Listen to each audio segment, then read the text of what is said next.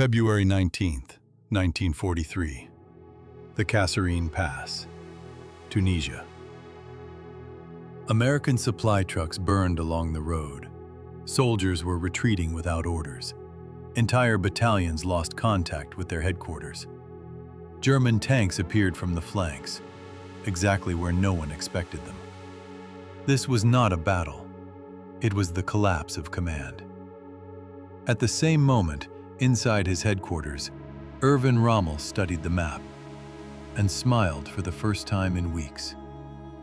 Before him stood an army that had not yet learned how to fight. To Rommel, it looked painfully familiar, just like the French in 1940. He believed America would fall the same way. Fast, broken, humiliated.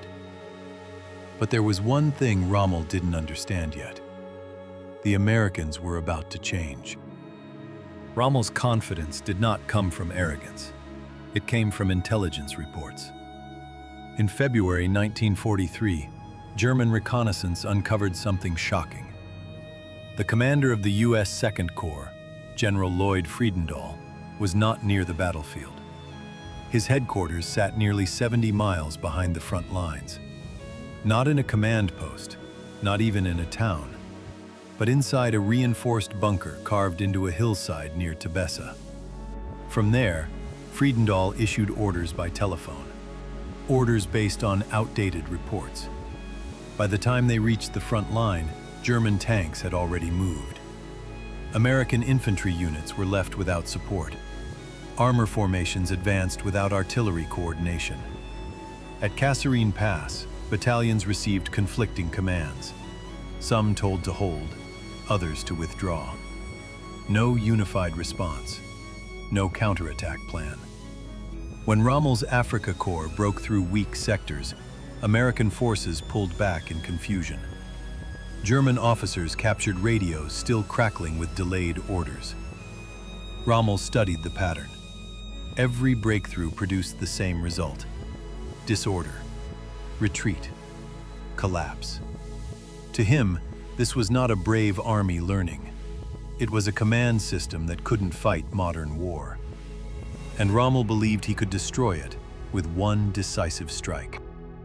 By mid-March 1943, Rommel was preparing what he believed would be the final blow. The target was El Guettar, a narrow valley in central Tunisia surrounded by rocky ridges.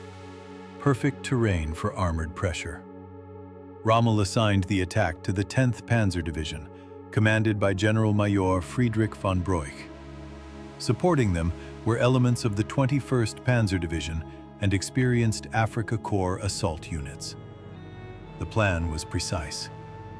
At dawn on March 23rd, German armor would push through the valley floor. Panzer IV tanks equipped with long-barreled 75mm guns would engage American positions from distance. Infantry would follow to secure high ground. Rommel expected the U.S. 1st Infantry Division, the big red one, to collapse under pressure. He believed they would repeat Kasserine. Retreat first, reorganize later. But there was one thing Rommel did not know. The U.S. Second Corps was no longer commanded by Lloyd Friedendahl. On March 6, 1943, Lieutenant General George S. Patton had taken command. And Patton had already transformed the battlefield.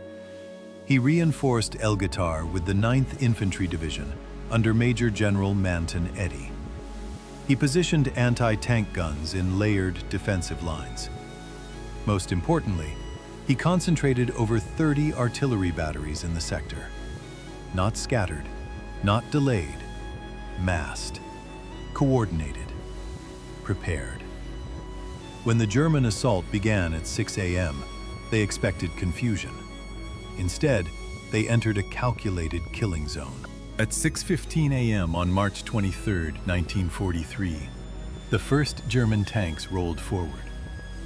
More than 50 Panzer IVs advanced in tight formation along the valley floor. Behind them moved mechanized infantry of the Africa Corps. Their objective was clear: break the American line in less than 2 hours. German commanders expected minimal resistance, but as the tanks reached the first ridge, everything changed. American forward observers from the 9th Infantry Division immediately called in coordinates. Within seconds, artillery batteries opened fire. Over 200 guns fired simultaneously. 155mm howitzers, 105mm field guns. Rapid barrages timed to the second. Shells crashed directly into the advancing armor. The first panzer exploded, then another, then 5 more. Entire sections of the German column disappeared in smoke. General von Broich ordered his tanks to push through the barrage, but the fire only intensified. American anti-tank crews from the 601st Tank Destroyer Battalion moved into firing positions. M3 gun carriages fired armor-piercing rounds straight into German flanks. Within the first hour, over 30 German tanks were destroyed or disabled. Radio reports flooded Rommel's headquarters. Unprecedented artillery concentration. Tank losses severe. Advance slowing.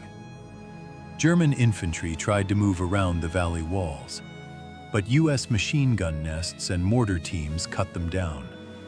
Every movement was tracked. Every counterattack met immediate fire.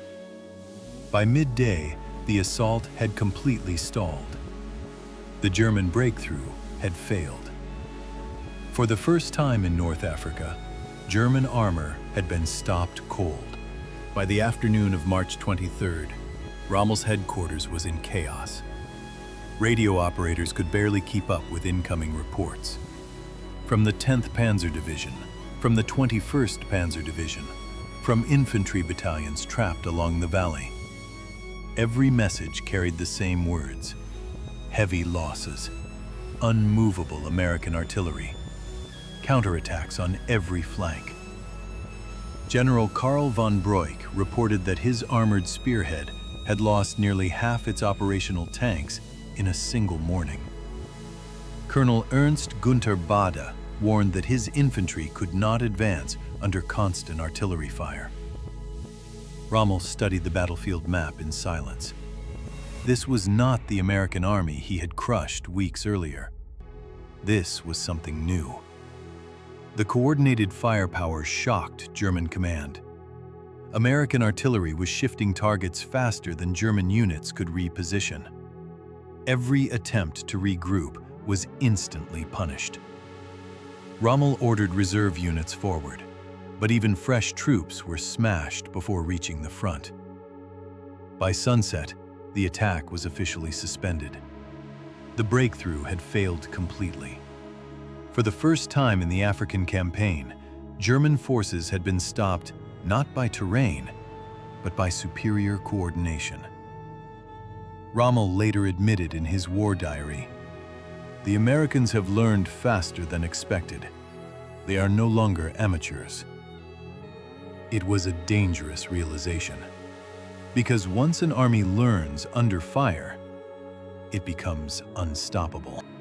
Patton did not celebrate the victory. He moved immediately. Within hours of stopping the German assault, he ordered aggressive counter-reconnaissance patrols.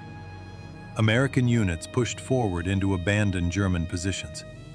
They captured maps, radio codes, fuel dumps, entire supply routes. Patton realized something critical. The German army was no longer attacking with confidence. It was reacting. And reaction meant weakness. He ordered constant pressure, no pauses, no regrouping time. Every German withdrawal was followed by American artillery strikes. Every movement was tracked. Every delay was punished. German units began retreating not because they were defeated, but because they feared being surrounded. Rommel tried to reorganize the front, but his divisions were now exhausted, low on fuel, low on ammunition, and constantly under fire.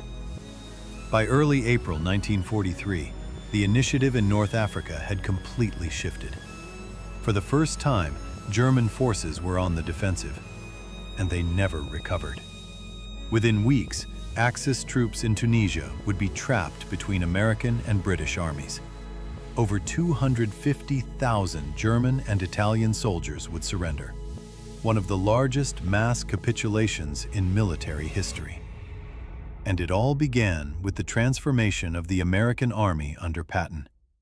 Not with a miracle, but with discipline, coordination, and relentless pressure. What happened in Tunisia was not just a battlefield correction. It was a psychological turning point.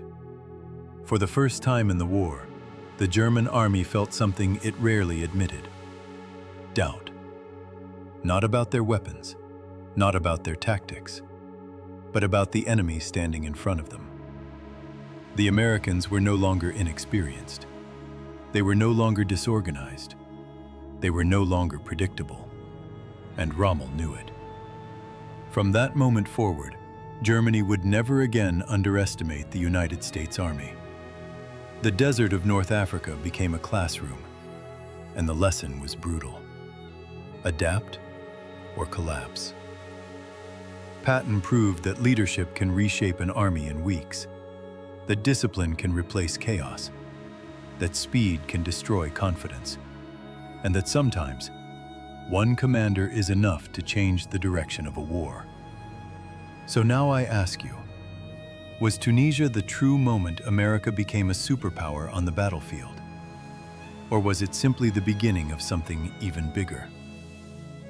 Write your thoughts in the comments.